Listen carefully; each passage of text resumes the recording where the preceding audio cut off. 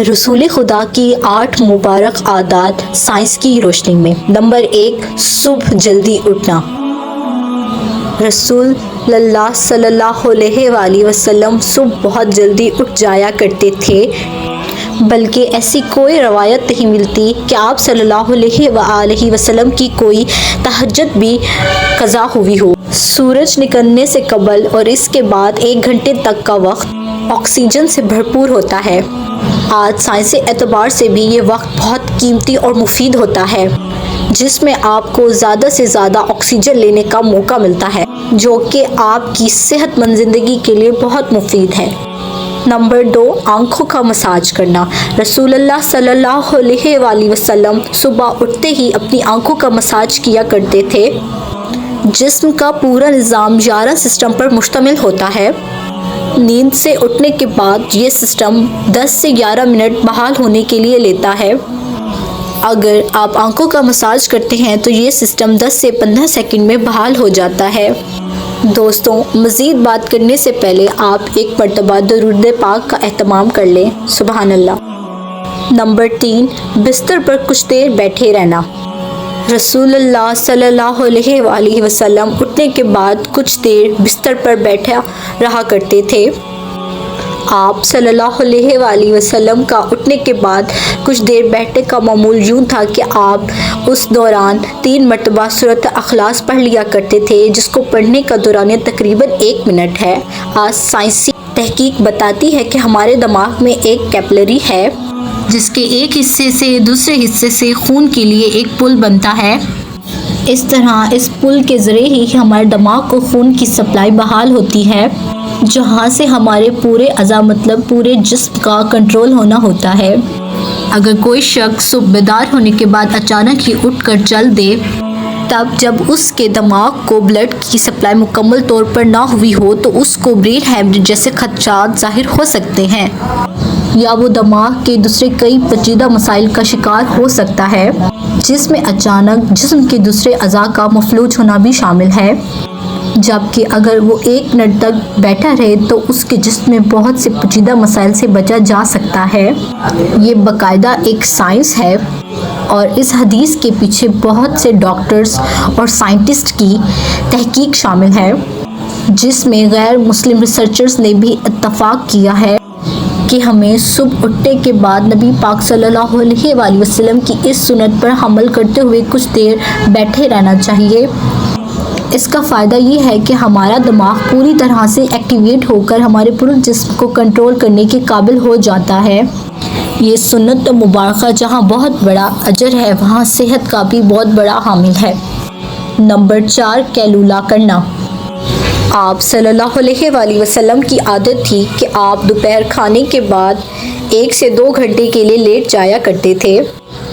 اس کا راز یہ ہے کہ 65 سے 70% لوگ جب دوپہر کا کھانا کھاتے ہیں تو ان کا معدہ کچھ مقدار میں الکحل خارج کرتا ہے، جس سے اگر لوگ چلنا پھرنا شروع کر دیں تو وہ چکرا کر گر جائیں یا ان پر خمار کی کیفیت طاری ہو سکتی ہے۔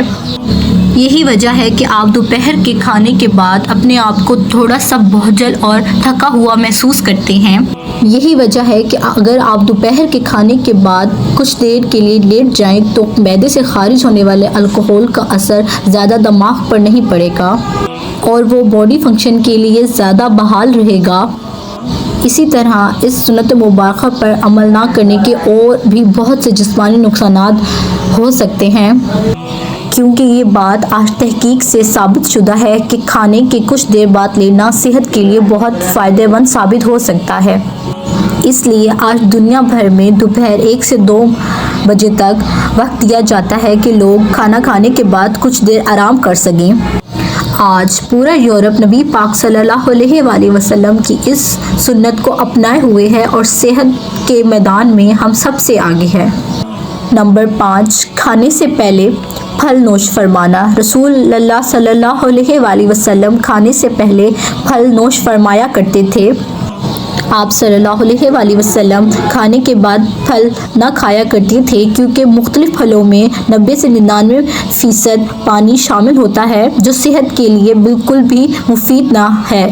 اسی لیے آپ صلی اللہ علیہ وآلہ وسلم نے کھانے سے پہلے پانی پینے اور پھل کھانے کی ترغیب دی ہے، اور اسے کھانا کھانے اور پینے کے بعد منع فرمایا ہے۔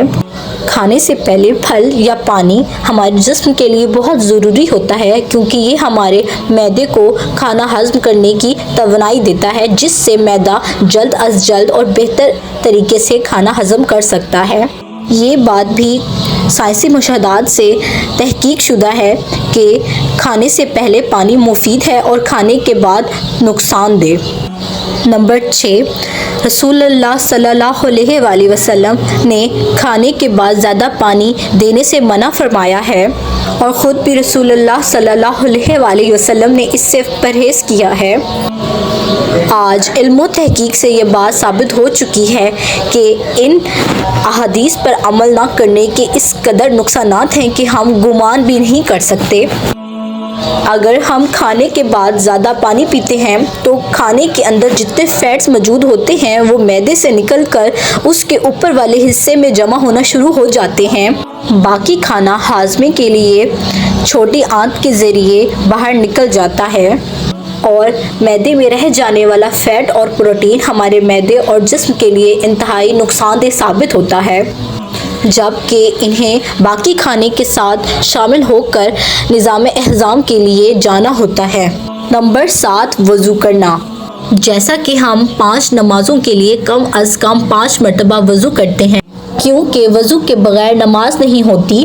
جیسا کہ منہ، ہاتھ، ناک، کان اور سر کا مسح کیے بغیر وضو نہیں ہوتا، وضو کے ذریعے ہم دن میں 5 مرتبہ اپنے ظاہری اعضاء دھوتے ہیں جن پر مٹی اور کاربن لگ جاتی ہے۔ آج تحقیق سے یہ بات ثابت ہوئی ہے کہ اگر ان اعضاء پر مٹی یا کاربن زیادہ دیر کے لیے لگا رہے اور ان کو صاف نہ کیا جائے تو ان اعضاء اور دماغ کے درمیان ہمارا کنیکشن کمزور ہو جاتا ہے، یعنی جسم کا اعصابی نظام کمزور ہو جاتا ہے، چونکہ یہ اعضاء مسلسل دماغ کو پیغام بھیج رہے ہوتے ہیں کہ جسم پر کوئی چیز آ گئی ہے اور اس کی صفائی کا اہتمام کیا جائے۔ اگر کوئی شخص صبح منہ دھوتا ہے اور پھر رات منہ دھوتا ہے تو اس کے اعضاء اور دماغ کے درمیان تعلق کمزور ہو جاتا ہے، جس سے بعد میں وہ بہت سے اعصابی مسائل کا شکار ہو جاتا ہے۔ اسلام کم از کم 5 بار دن میں وضو کرنے کا اہتمام کرتا ہے اور آپ کے ان اعضاء کی صفائی کا بندوبست کرتا ہے، اور جمعے کے دن ناخن، زیر ناف بال اور بغلوں کی صفائی کا حکم دیتا ہے۔ نمبر 8، جلدی سو جانا۔ رسول اللہ صلی اللہ علیہ وآلہ وسلم عشاء کی نماز کے فوراً بعد سو جایا کرتے تھے، یعنی رات جلدی سو جانا اور صبح جلدی اٹھنا آپ کے معمولات میں شامل تھا۔ ہماری بایولوجیکل وال جو کہ ہمارے پورے جسم کو کنٹرول کرتی ہے، یہ جب باہر اندھیرا دیکھتی ہے تو یہ ہمارے جسم کو ایک سگنل ٹرانسفر کرتی ہے جو اسے سکون دینے میں مدد کرتا ہے اور جسم کو 1.5 سے 2 گھنٹے کا وقت سونے کی تیاری کے لیے دیتی ہے کہ اس وقت آپ کو لازمی سو جانا چاہیے۔ نوٹ کیجیے گا کہ نماز مغرب اور نماز عشاء کے درمیان وقت بھی تقریباً اتنا ہی ہوتا ہے۔